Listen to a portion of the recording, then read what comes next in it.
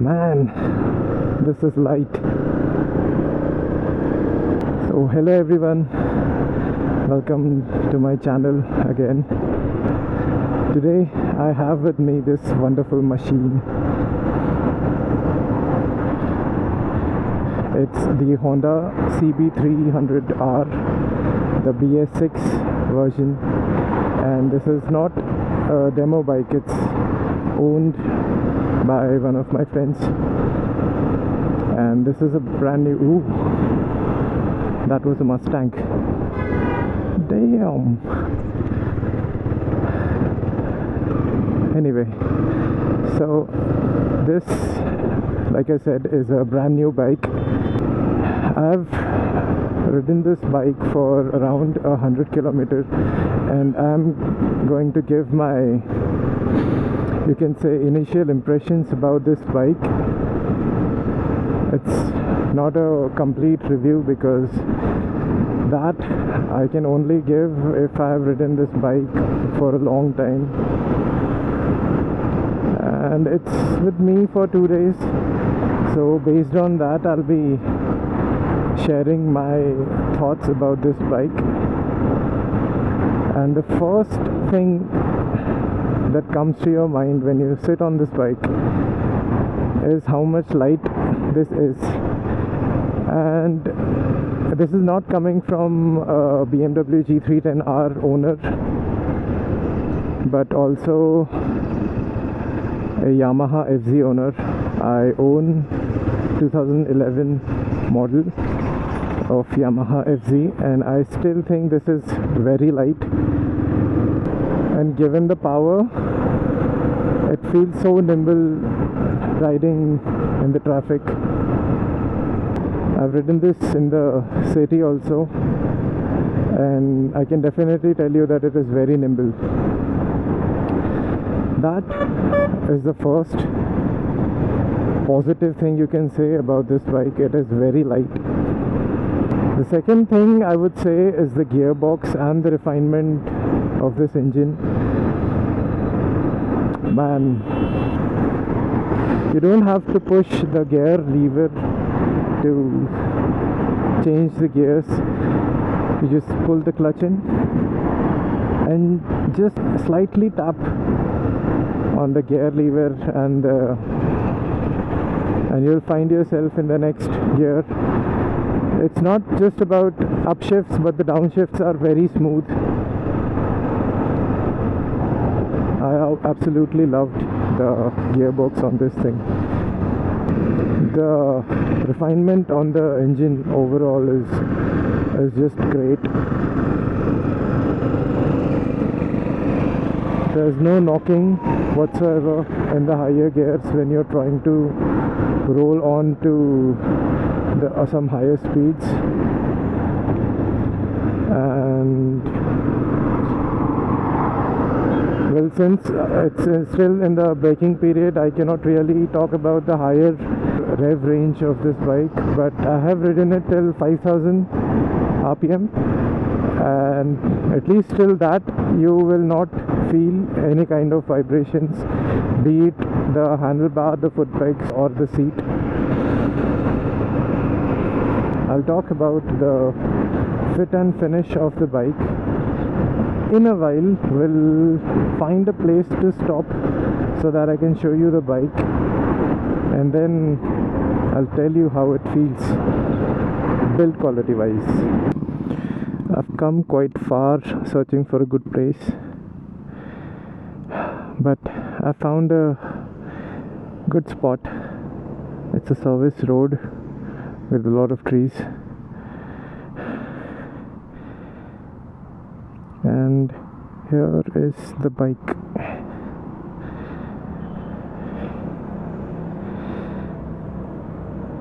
There's something about this bike. When you look up close to the design, it looks just wonderful.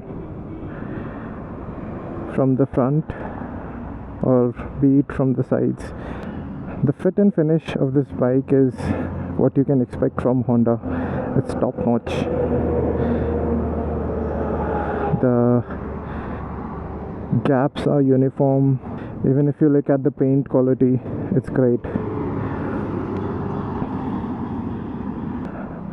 So here's the thing about this bike. The design and all is great,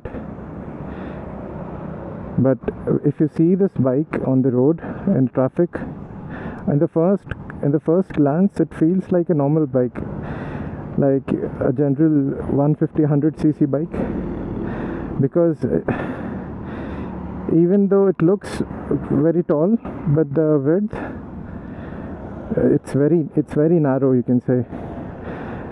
I ride FZ, and this section of the bike, believe me, this is narrower than the FZ, and that is 150cc bike. So when you sit on the bike, it feels like a very small bike. But man, this bike is a looker when you look at it up close.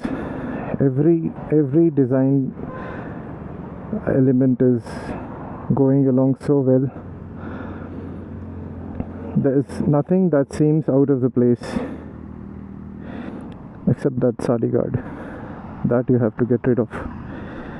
So anyway, moving on.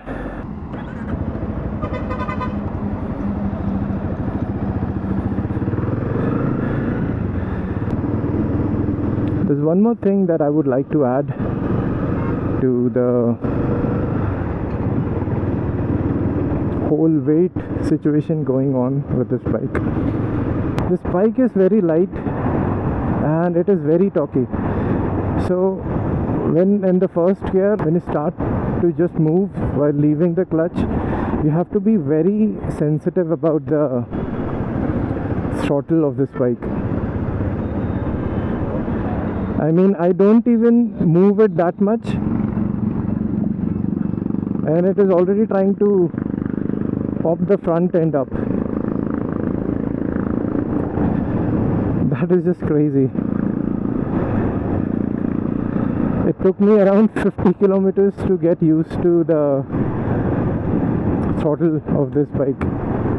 It is very peppy, I tell you. So being a Honda, you can expect very cheap maintenance of this bike. I asked the showroom people, and according to them, every service will cost you around 1500 to 2000 rupees, and there are like 2 services every year, and first 3 are free. They will not charge you the labor for first 3 services. And I've also heard that the spare parts of Hondas are very cheap. If you can remember, in the last video I had to change my clutch cable, and that costed me 2000 rupees. The problem with the BMW is the spare parts are manageable. Like the cable itself costs around 900 rupees, but the labor, the amount they charge to fit that clutch cable on your bike is 1100, so total it comes to 2000. With Honda, that's not the case. The spares are cheap and the labor is also cheap. So that's one good thing about this bike. So that was what I liked about the bike. The things I didn't like are not completely a deal breaker, I would say. Well, most of them aren't. Apache. But I'll just mention them.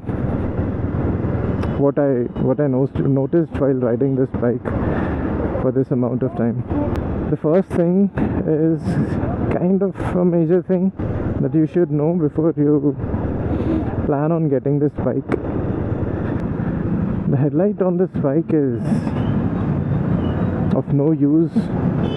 Well, at least on this unit, maybe the headlight is not set properly yet.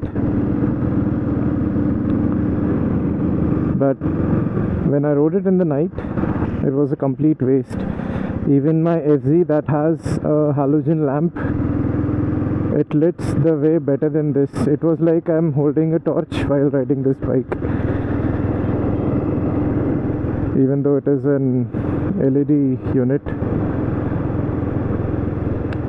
I'll update this later in some video, but for now the headlight on this bike is useless.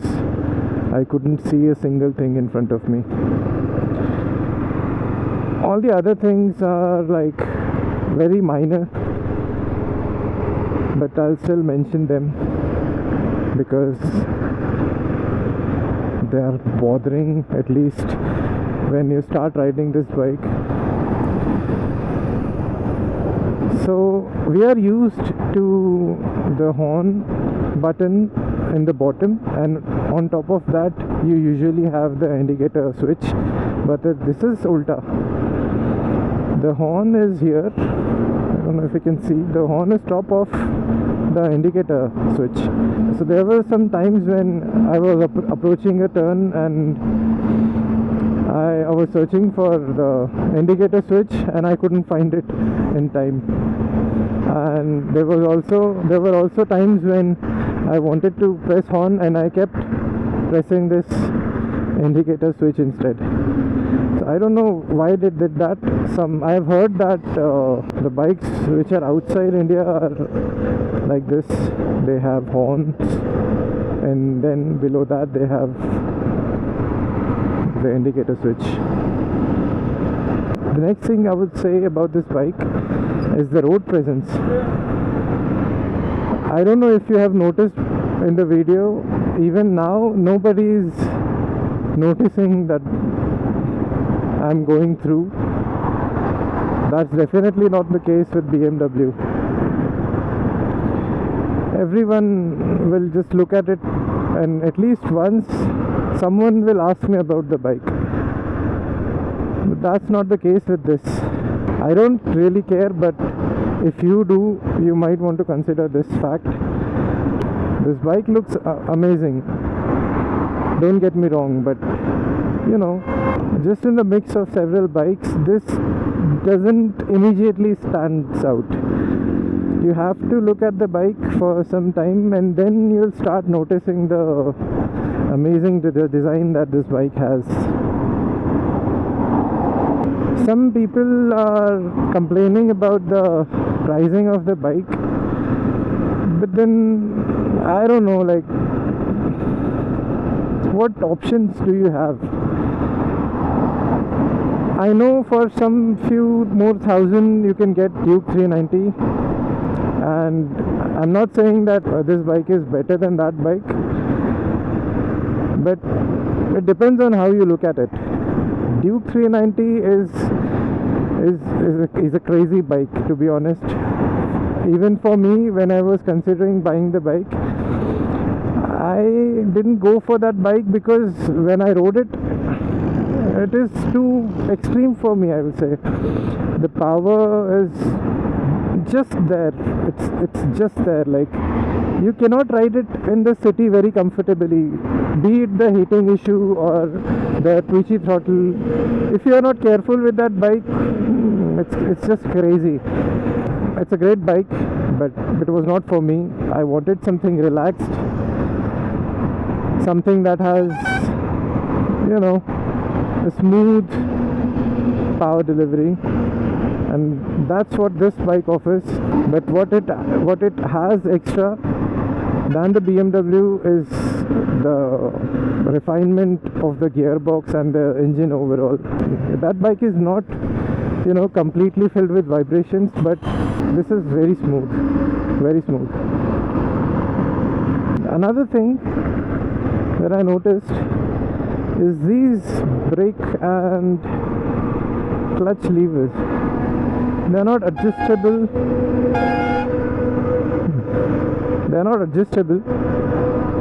And when you look at it, they look very simple, like something came out of lower end Honda.